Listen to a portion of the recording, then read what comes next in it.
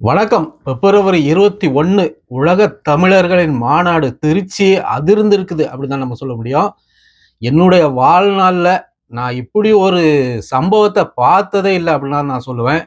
அந்த அளவுக்கு ஒரு பிரமாண்டமான தன்னெழுச்சியாக இன வெறியோடு நாங்கள் தமிழர்கள் அப்படிங்கிற ஒரு இன வெறியோடு ஒன்று கூடிய ஒரு கூட்டம் இன்னைக்கு நான் திருச்சியில கூடி முடிஞ்சிருக்கு, கலைஞ்சிருக்கிறாங்க.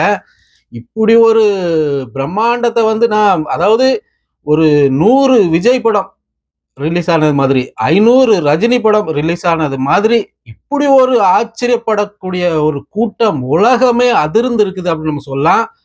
இதே போல ஒரு அரசியல் வரலாற்றிலே தமிழ்நாட்டிலும் சரி, இந்திய அரசியல் வரலாற்றிலையும் சரி, உலக அரசியல் வரலாற்றிலையும் சரி, தன்னெழுச்சியாக தன்னெழுச்சியாக ₹1 காசு கூட கொடுக்காம, அதாவது அரசியல் கூட்டம் அப்படின்னாலே காசு கொடுத்துதான் அவங்கள கூட்டு வராங்க. ஆனா அப்படி இல்லாம நாம் தமிழர்கள், நம் தமிழர்களுக்காக ஒன்று கூடுவோம் அப்படிங்கிற சீமான் அவர்களுடைய ஒற்றை வார்த்தைக்காக இன்னைக்கு திருச்சியே குலுங்கி இருக்குது அப்படிதான் நம்ம சொல்ல முடியும்.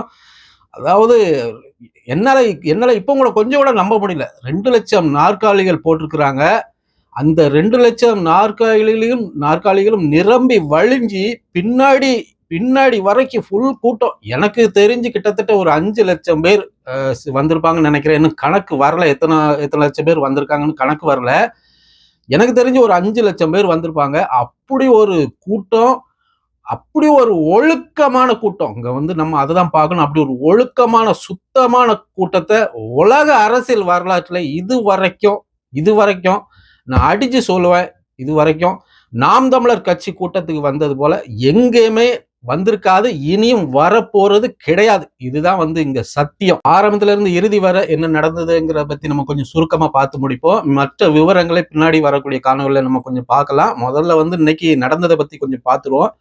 அப்போ மேடையில ஆரம்பத்துல தொடக்கமாட்டு பறை இசை, ஒயிலாட்டம், மயிலாட்டம், கரகாட்டம், இந்த மாதிரி தவில் இசை, பரதநாட்டியம், இந்த மாதிரி நம்மளுடைய பாரம்பரிய கலை நிகழ்ச்சியில் நடந்துட்டு இருக்குது.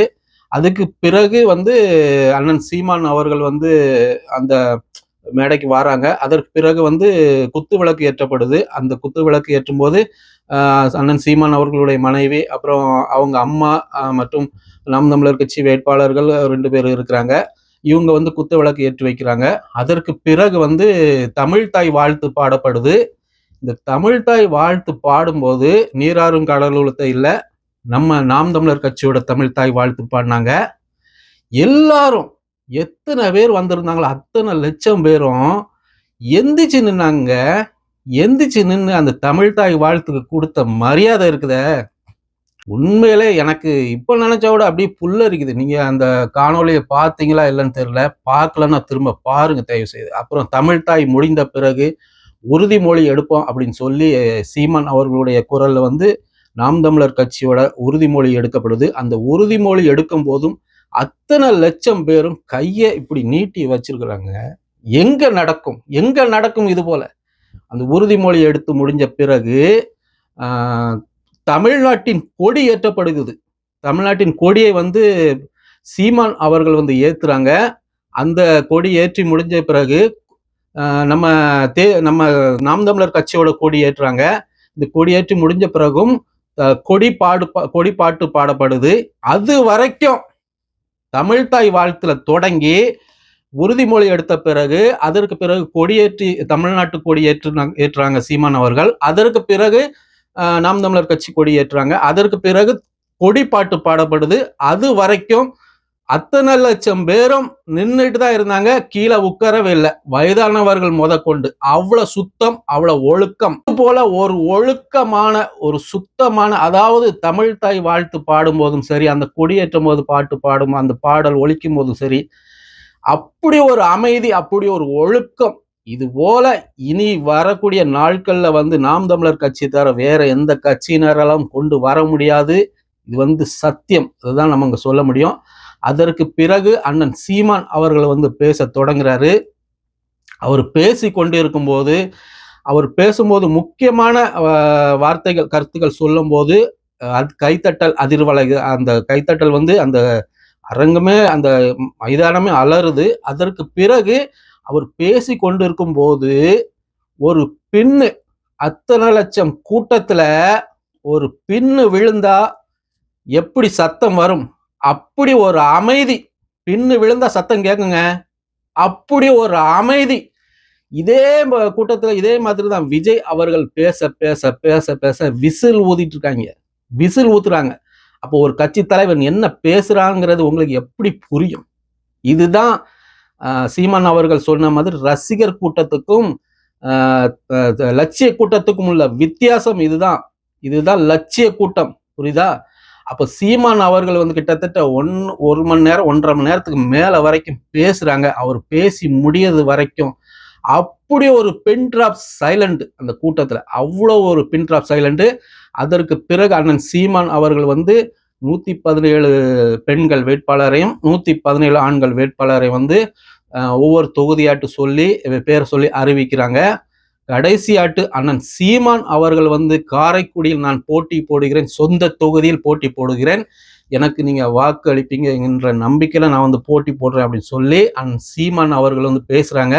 அந்த இடம் அதுதான். அப்படி அதாவது எத்தனையோ டிபி சவுண்டு அப்படின்னு சொல்லுவாங்க இல்லையா, அதெல்லாம் வந்து கணக்கே கிடையாது. அண்ணன் சீமான் அவர்கள் வந்து நான் சொந்த தொகுதியில காரைக்குடியில போட்டி போடுறேன்னு சொல்லும் போது அந்த மைதானத்தில் இருக்கிற அத்தனை லட்சம் அவ்வளோ குரல் ஒலிக்கும் போது அந்த மைதானமே அப்படி ரெண்ட பிளந்தது போலதான் இருந்தது. அவ்வளோ ஒரு ஆரவாரம், கண்கொள்ளா காட்சி. இது வந்து நான் உண்மையிலே நான் பிறந்த இதுக்கு இனத்துக்கு வந்து நான் பெருமைப்படுறேன் அப்படின்னு நான் சொல்லலாம். அப்படி ஒரு சுத்தமான ஒழுக்கமான தூய்மையான கூட்டம் நாம் தமிழர் கட்சி கூட்டம், தமிழர்கள் கூட்டம். இது வந்து இங்க சத்தியம். இதை வந்து நான் எப்பவுமே அடிச்சு சொல்லுவேன். அப்போ அப்படி ஒரு சிறப்பான பிரம்மாண்டமான மாநாடு இன்னைக்கு நடந்து முடிஞ்சிருக்குது. 2026 எலெக்ஷன் அப்போ நான் இப்போ சொல்றேன், திராவிட கட்சிகள் உங்கள் கூடாரத்தை நீங்க காலி செய்து விட்டு போறது வந்து ரொம்ப நல்லது. அது உங்களுக்கு ரொம்ப நல்லது. 2026 தேர்தல்ல செமத்திய அடி வாங்கும் இந்த திராவிட கட்சிகள். இந்த தேர்தல்ல சீமான் அவர்களை தாண்டி நாம் தமிழர் கட்சியை தாண்டி எதிர்த்து நிக்க யாருக்கும் துணிவில்லை. அது அப்ப இன்னைக்கு வந்து சிறப்பான முறையில சூப்பராட்டு உலகமே வியக்கத்தக்க வகையில, அதாவது திராவிடர்கள் கட்சிகள் மற்ற அரசியல் கட்சிகளை வந்து வாயில விரல் வைக்கக்கூடிய அளவுக்கு சிறப்பாக நடந்து முடிஞ்சிருக்குது. மேலும் நிறைய சுவாரஸ்யமான சீரியல் இருக்குது, வரக்கூடிய வீடியோக்கள்ல பார்க்கலாம். மீண்டும் ஒரு காலம் சந்திக்கலாம். நன்றி, வணக்கம்.